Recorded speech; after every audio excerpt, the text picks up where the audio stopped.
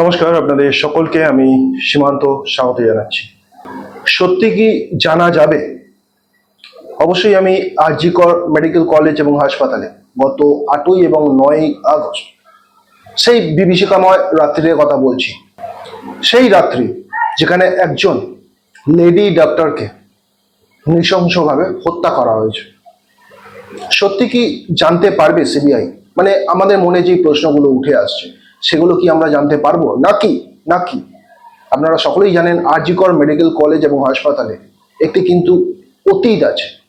যেই অতীত শুনলে আপনারা বুঝতে পারবেন সামথিং ইজ রং ইন আরজি কর মেডিকেল কলেজ। কিছু তো একটা আছে আরজি কর মেডিকেল কলেজে, যেটা অতীতেও আমরা দেখেছি অভিযোগ উঠেছে। যারা যারা জানতে পেরেছে তাদেরকে হত্যা করা হয়েছে। হ্যাঁ, অবশ্যই আমি 2001 সালের কথা বলছি। 2001 সালের 25শে আগস্ট ঠিক এই মাসেই ঘটেছিল। খালি ডেটটার পার্থক্য, 25শে আগস্টে হয়েছিল, সেটা কিন্তু এবারে 8ই এবং 9ই আগস্টে মাঝামাঝি সময় ঘটেছে।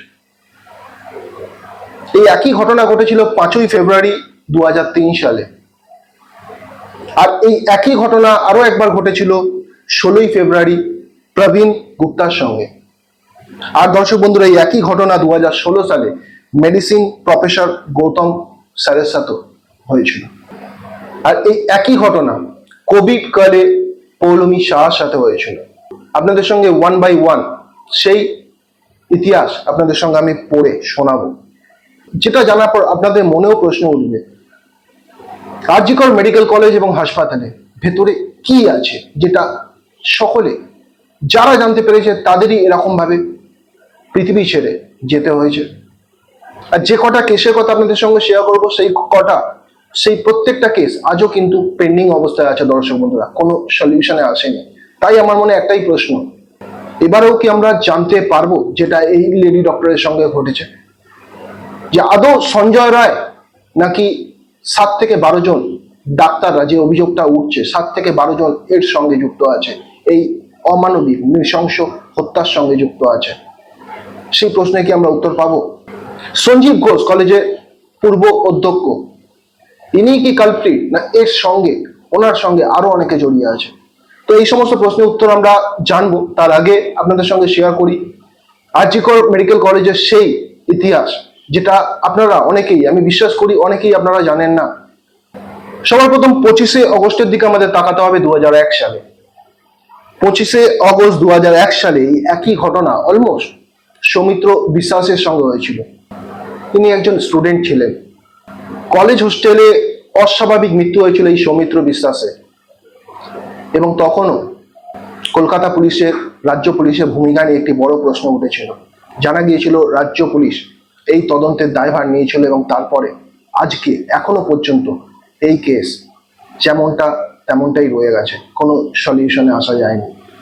কিন্তু আমরা জেনেছিলাম যে সৌমিত্র বিশ্বাসের মা দাবি করেছিল মিডিয়ার সামনে তৎকালীন সময় যে তার ছেলে কিছু একটা হিডেন ট্রুথ জানতে পেরে গিয়েছিল আরজি কর কলেজ সম্পর্কে, যেটা জানার ফলে তাকে হত্যা করে দেওয়া হয়েছিল।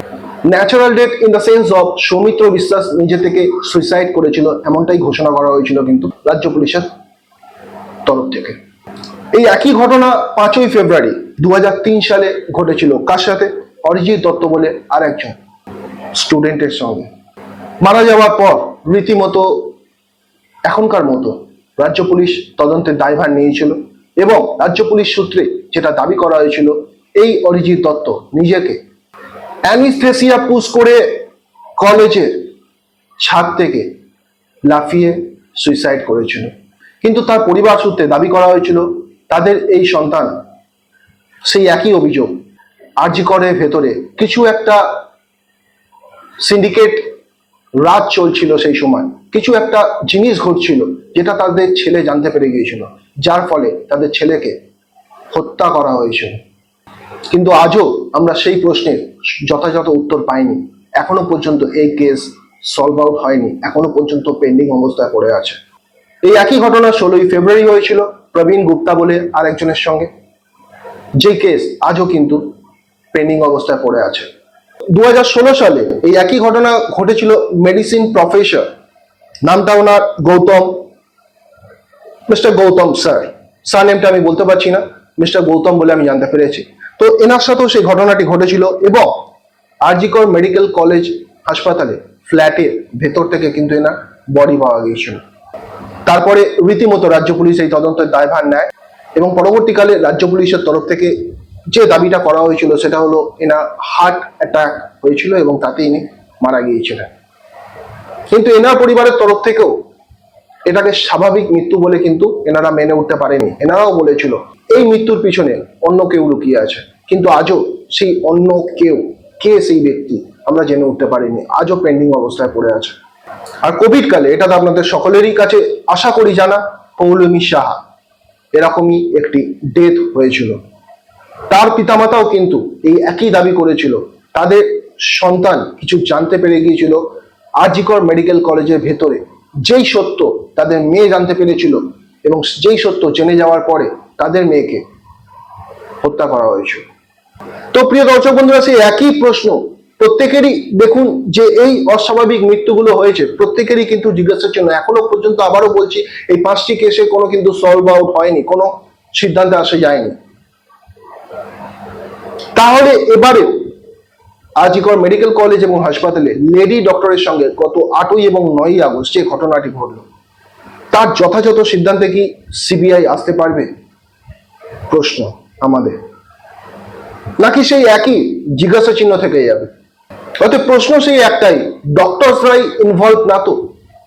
যেখানে আমরা দেখতে পাচ্ছি সমস্ত জিনিস একটু ঠিকঠাক হতে চলেছে, সেখানে আবারও কিন্তু একটি প্রশ্ন উঠে যাচ্ছে, আরজি কর মেডিকেল কলেজ এবং হাসপাতালে ডাক্তাররাই এই নৃশংস মৃত্যু বা হত্যাকাণ্ড যাই বলি না কেন এর পিছনে নেই তো? কি বলবেন দর্শক বন্ধুরা? যদি আপনাদের কিছু বলার থাকে অবশ্যই আপনাদের গুরুত্বপূর্ণ মতামত আমাদের এই ভিডিও কমেন্ট বক্সে আপনারা কিন্তু জানাতে পারেন। ভালো থাকবেন, সুস্থ থাকবেন, নমস্কার।